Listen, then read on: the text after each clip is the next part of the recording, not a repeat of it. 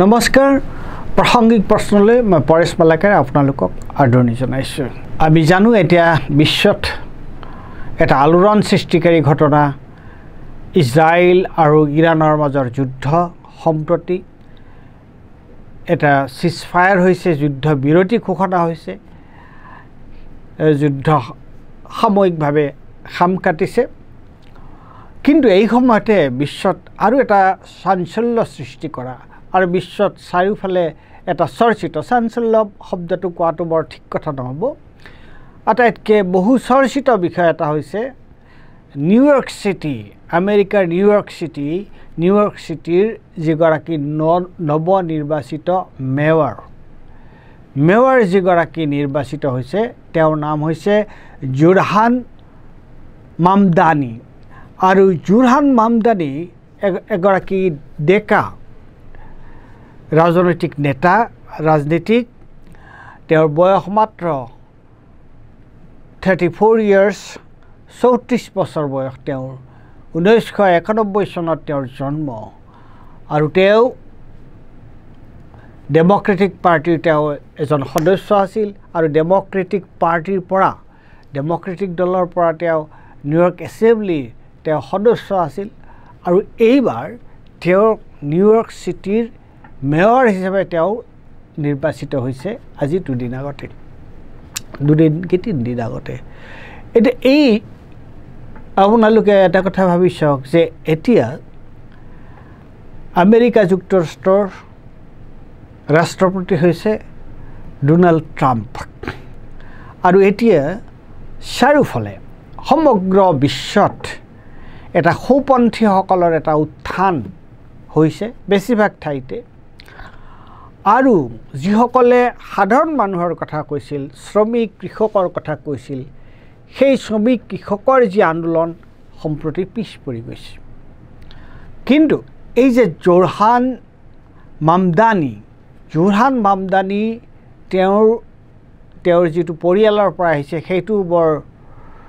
সেই কথাটো জানিবলগীয়া কথা যে তেওঁৰ দেউতাকৰ নাম হৈছে মহম্মদ মামদানি। তেওঁ হৈছে ৱেগাণ্ডাৰ আৰু এতিয়া অৱশ্যে আমেৰিকাৰ বাসিন্দা। আৰু তেওঁ যাক বিয়া কৰাইছিল, এই বিয়া কৰা মানুহগৰাকী আছিলে মীৰা নায়াৰ। আমি সকলোৱে জানো যে মীৰা নায়াৰ ভাৰতীয় বংশোদ্ভৱ মীৰা নায়াৰ এগৰাকী অতি প্ৰখ্যাত চলচ্চিত্ৰ নিৰ্মাতা। আৰু তেওঁৰ চালাম বম্বে চিনেমাখনে এসময়ত চাঞ্চল্যৰ সৃষ্টি কৰিছিল, আলোচিত হৈছিল চাৰিওফালে। আৰু চালাম বম্বেৰ মূল বিষয়টো কি আছিলে যে বম্বেৰ যিবোৰ এই ফুটপাথত থকা যিবোৰ ল'ৰা ছোৱালী তেওঁলোক আছিলে সেই চিনেমাখনৰ বিষয়বস্তু। আৰু ইণ্টাৰেষ্টিং কথা যে গুৰুত্বপূৰ্ণ কথা এইটোৱেই যে মাহমুদ মামদানি হৈছে জুৰহান মামদানিৰ দেউতাক আৰু মীৰা নায়াৰ হৈছে তেওঁৰ মাক। গতিকে মীৰা নায়াৰ এগৰাকী প্ৰখ্যাত চলচ্চিত্ৰ নিৰ্মাতা। মই কেৱল এখন চিনেমাৰ কথাহে কৈছোঁ, চালাম বম্বে। আৰু তেওঁৰ দেউতাক মাহমুদ মামদানি তেওঁ হৈছে এজন বিখ্যাত স্কলাৰ, পণ্ডিত। আৰু তেওঁৰ এখন অতি প্ৰখ্যাত কিতাপ হৈছে citizen and subjects, the post colonial study, অৰ্থাৎ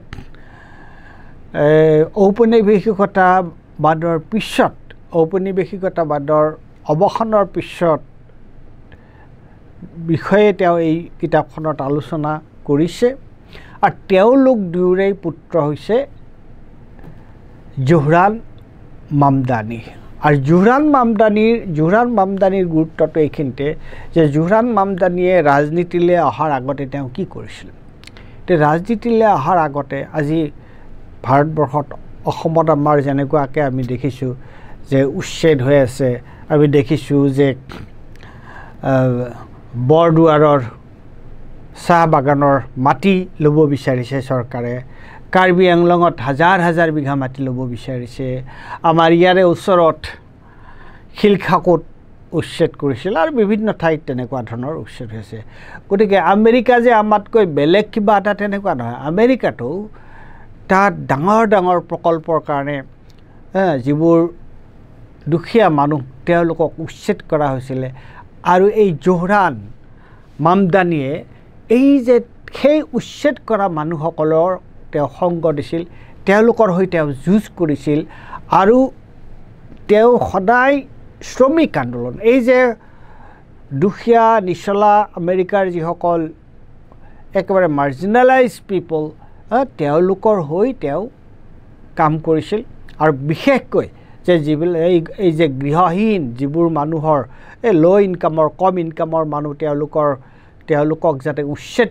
নকৰে বা উচ্ছেদ কৰিলে তেওঁলোকৰ ক্ষতিপূৰণ বা এই ধৰণৰ যিটো তেওঁলোকৰ যিটো আন্দোলন তাৰ লগত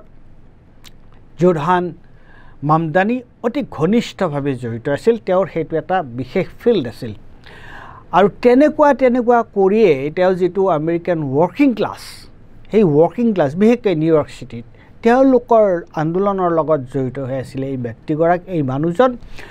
আৰু এটা গুৰুত্বপূৰ্ণ কথা হৈছে যে এতিয়া যে নিউয়ৰ্ক চিটি কি নিউয়ৰ্ক চিটি সমগ্ৰ বিশ্বৰ ভিতৰতে নিউয়ৰ্ক চিটিৰ দুটা খুব গুৰুত্বপূৰ্ণ বৈশিষ্ট্য এটা হৈছে এইখন এটা ফাইনেন্সিয়েল অৰ্থনৈতিক ফালৰ পৰা নিউয়ৰ্ক চিটি এখন অত্যন্ত গুৰুত্বপূৰ্ণ চিটি মহানগৰ বিশ্বৰ মহানগৰবোৰৰ ভিতৰত আৰু সাংস্কৃতিকভাৱেও নিউয়ৰ্ক চিটি এখন অত্যন্ত গুৰুত্বপূৰ্ণ চিটি তাতেই আপোনাৰ ষ্টেচু অফ লিবাৰ্টি মিউজিয়াম মানে কসমপলিটান মিউজিয়াম আৰু কত কিমান কি ডাঙৰ ডাঙৰ ইনষ্টিটিউট আছে কত কিমান ষ্টক এক্সচেঞ্জ পৃথিৱীৰ ভিতৰতে আটাইতকৈ ডাঙৰ অফিচ তাত আছে গতিকে তেনেকুৱা এখন ঠাইৰ তেনেকুৱা এখন মহানগৰৰ পৰা এই বামপন্থী চিন্তাত বিশ্বাসী শ্ৰমিকৰ অধিকাৰৰ ওপৰত বিশ্বাসী আৰু মুছলিম যিসকল মাৰ্জিনেলাইজ পিপল আছে তেওঁলোকৰ আন্দোলনৰ লগত জড়িত এই পেলেষ্টাইন আন্দোলনৰ লগত জড়িত এইগৰাকী ব্যক্তি জোহৰান মামদানি এতিয়া নিউয়ৰ্ক চিটিৰ তেওঁ মেয়ৰ হ'বলৈ গৈ আছে এতিয়া কেনেকৈ এই বস্তুটো সম্ভৱ হৈছে যে ট্ৰাম্পৰ দৰে য'ত ট্ৰাম্পৰ দৰে মানুহ আমেৰিকাৰ ৰাষ্ট্ৰপতি সম্পূৰ্ণভাৱে এক্সট্ৰিম ৰাইটিষ্ট চূড়ান্ত সৌপন্থী এজন মানুহ কৰ্পৰেটৰ বাহিৰে বেলেগৰ কথা চিন্তাই নকৰে তেনেকুৱা এটা ঠাইত কেনেকৈ এই জোহৰান মামদানি কেনেকুৱাকৈ আহি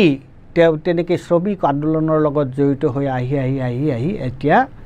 নিউয়ৰ্কৰ মেয়ৰ হ'ব পাৰিছে এই কথাটো মই এইকাৰণে গুৰুত্বপূৰ্ণ বুলি ভাবোঁ যে আজি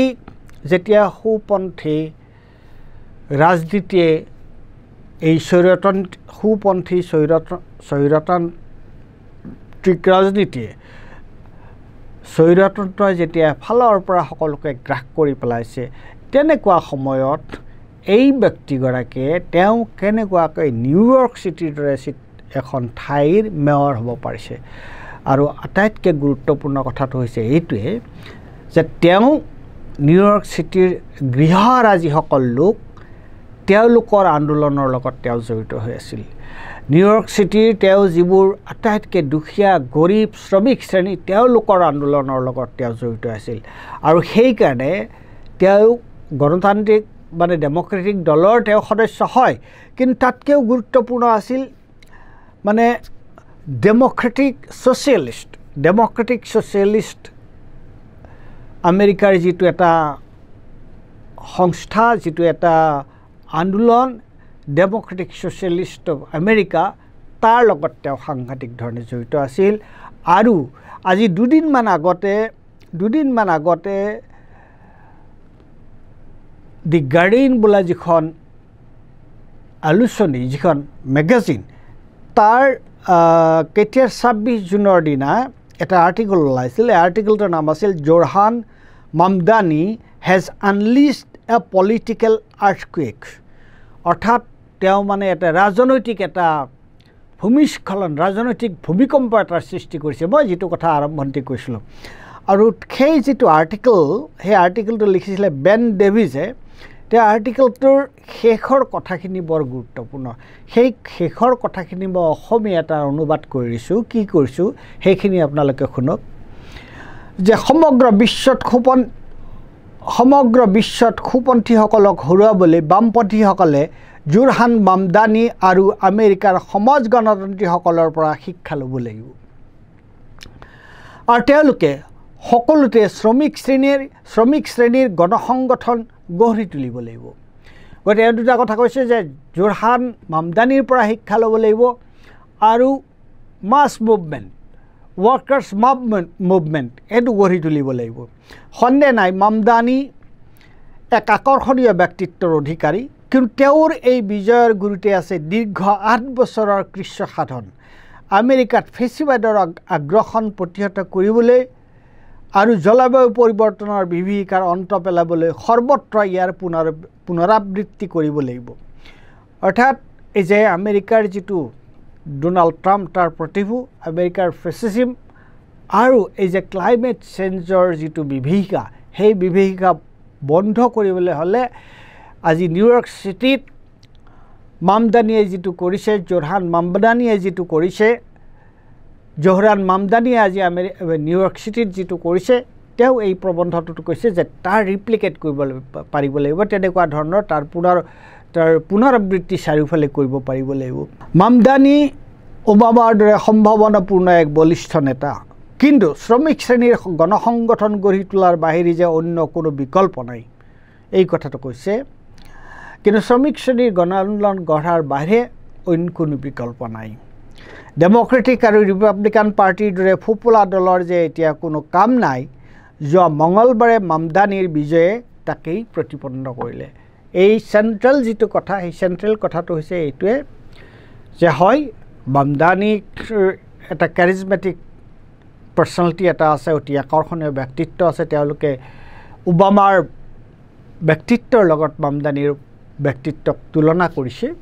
কিন্তু কেৱল কেৰিজমেটিক পাৰ্চনেলিটি থাকিলে নহ'ব যে শ্ৰমিক আন্দোলনৰ লগত দীৰ্ঘদিনীয়া শ্ৰমিক আন্দোলন গঢ়ি তুলিব পাৰিব লাগিব আৰু তেতিয়াহে ফেচিবাদৰ প্ৰকৃত বিৰোধিতা সম্ভৱ হ'ব আৰু এই যে ক্লাইমেট চেঞ্জৰ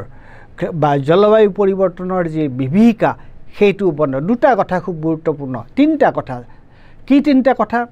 এটা হৈছে ফেচিজিমৰ বিৰোধিতা কৰিব লাগিব স্বৈৰতন্ত্ৰৰ বিৰোধিতা কৰিব লাগিব 2 নম্বৰ জলবায়ু পৰিৱৰ্তনৰ ফলত হোৱা যিটো বিভীষিকা সেইটো বন্ধ কৰিব লাগিব আৰু 3 নম্বৰ শ্ৰমিক শ্ৰেণীৰ আন্দোলন তাৰ লগত সংযুক্ত কৰিব লাগিব অৰ্থাৎ জলবায়ু পৰিৱৰ্তনৰ আন্দোলন শ্ৰমিক শ্ৰেণীৰ আন্দোলন এই দুইটাক ফেচিবাদ বিৰোধী আন্দোলনৰ লগত সংযুক্ত কৰিব পাৰিব লাগিব পাৰিলেহে এই সুপন্থী যিসকল এক্সট্ৰিমিষ্ট আছে যে সুপন্থী মতাদৰ্শৰ যিবোৰ স্বৈৰতন্ত্ৰী মতাদৰ্শৰ যিটো মতাদৰ্শ তাক পৰাভূত কৰিব পৰা হ'ব আৰু এইটো পৰ্বতত কাছকণি বিচৰাৰ দৰে বস্তু নহয় হতাশ হ'বলগীয়া কথা একো নাই স্বয়ং আমেৰিকাত আৰু আমেৰিকাৰ নিউয়ৰ্ক চিটিৰ দৰে চহৰৰ মেয়ৰ যদি এনেকুৱা ধৰণৰ ব্যক্তি এজন হ'ব পাৰিছে তেতিয়াহ'লে তেওঁৰ আদৰ্শ লৈ অন্যান্যসকলেও এই কাম সম্ভৱ অন্যান্যসকলৰ কাৰণেও এই কাম সম্ভৱ হ'ব যদিহে তেওঁলোকৰ যিটো ফেচিবাদ বিৰোধী যি আন্দোলন সংগ্ৰাম তাৰ লগত জলবায়ু পৰিৱৰ্তনৰ যিটো আন্দোলন আৰু শ্ৰমিক শ্ৰেণীৰ আন্দোলন বা নিম্ন বৰ্গৰ আন্দোলন তাৰ লগত সংযুক্ত কৰি ল'ব পাৰে ধন্যবাদ